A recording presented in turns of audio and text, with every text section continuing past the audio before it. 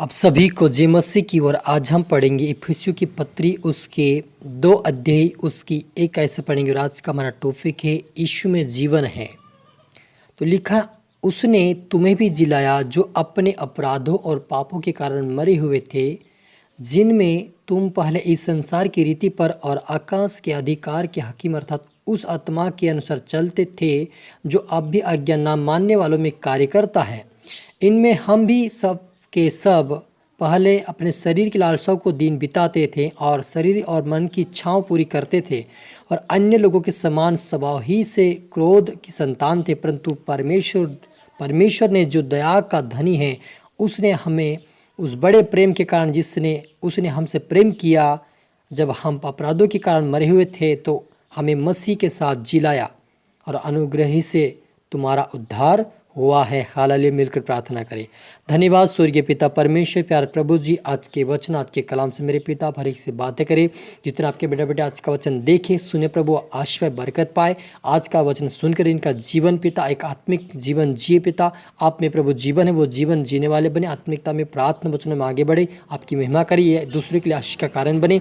इनका जीवन बचा जाए प्रभु जी, और इनके द्वारा इनके परिवार का भी जीवन बचे प्रभु और बदल जाए पिता। और तेरी महिमा तेरी आराधना भक्ति करे, मदद सहायता कर।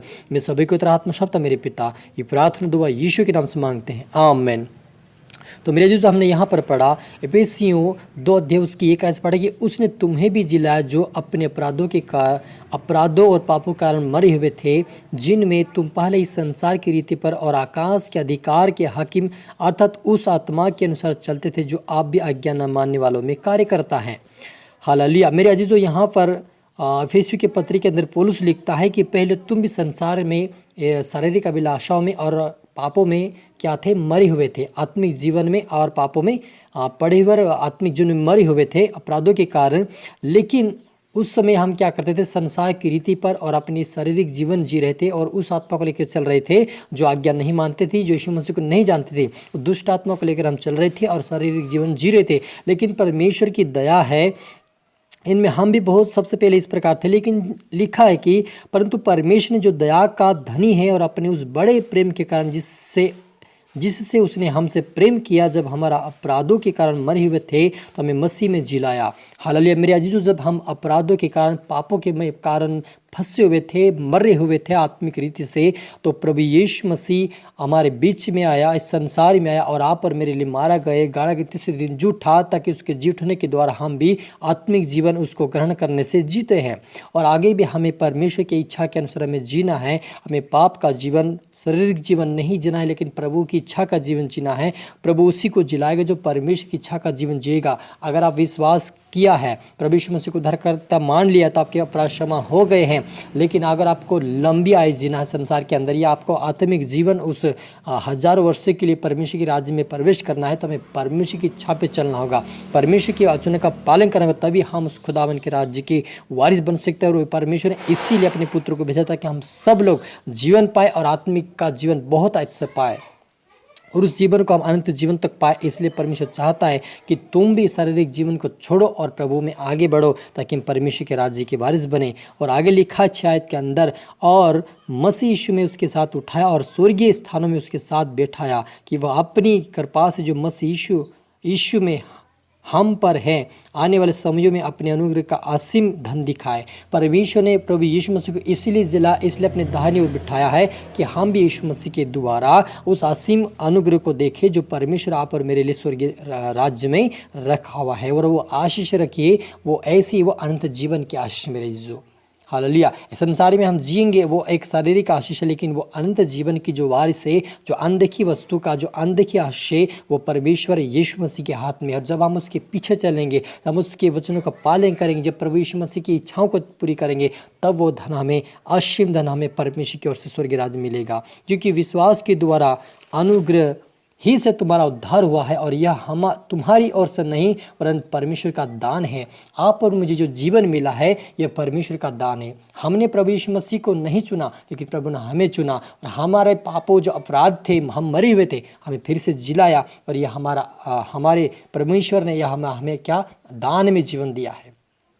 हालेलुया। आप और मुझे दान में जीवन दिया, लेकिन आप और मुझे वो अपने लहू से खरीदा है। इसलिए प्रभु यीशु मसीह आप और मेरे लिए मारा गए और गाड़ा गया, तीसरे दिन जी उठा ताकि हम उसके साथ जिए। और आज भी वो चाहता, पौलुस के द्वारा वह कहता है कि तुम क्या करो, शारीरिक जीवन को छोड़ दो, आत्मिक जीवन जियो, प्रभु में बढ़ो, प्रार्थना में बढ़ो, आज्ञा करता में बढ़ो, ताकि तुम उस असीम धन को पाओ जो स्वर्गीय राज्य में है। मेरे अजीजों, हम इस संसार में जिएंगे, शारीरिक जीवन के लिए हमें कुछ कठिनाइयाँ करना पड़ेगा, लेकिन हम आत्मिक जीवन के लिए भी करना है। हमें प्रार्थना करना है, वचन पढ़ना है, उपवास न करना है, नाइट प्रेयर में जाना है, ताकि परमेश्वर हम में बना रहे और हम प्रभु में बने रहे। ताकि जब हम एक दूसरे में बने रहेंगे, जब प्रभु का वचन हमारे जीवन बना रहेगा, जब हम प्रभु यीशु मसीह में बने रहेंगे, तो परमेश्वर का असीम कृपा हमारे ऊपर होगी और वो धन मिलेगा जो स्वर्गीय राज्य में मिलेगा। और वो परमेश्वर ने आप और मुझे वो दान में दिया है। लोग आज जीवन को, एक अच्छा जीवन जीने के लिए कितने पैसे खर्च करें, उनको जीवन नहीं मिल रहा है, लेकिन आप और मुझे बिना पैसे के वो दान में एक अनंत जीवन के वारिस होने का जो मौका और जो परमेश्वर ने अवसर दिया है,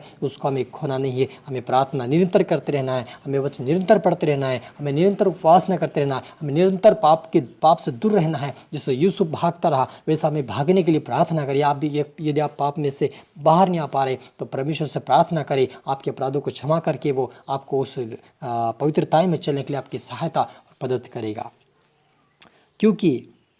क्योंकि हम उसके बनाए हुए हैं और मसीह यीशु में उन भले कामों के विषय सर्जे गए हैं जिन्हें परमेश्वर ने पहले से हमारे करने के लिए तैयार किया है। परमेश्वर हमें इसलिए सर्जाया ताकि हम उसकी छां पर उसके कामों के अनुसार ही चले, उसके वचन के अनुसार ही चले। इसलिए आप और मुझे तैयार और परमेश्वर तैयार किया है, हमें बनाया है, ताकि वो हम उसके पीछे चले, उसकी आज्ञाओं को माने, उसके राज्य के वारिस बने और आप बहुत अच्छा जीवन पाए। यही प्रभु यीशु मसीह चाहता है। हालेलुया। मिलकर प्रार्थना करें।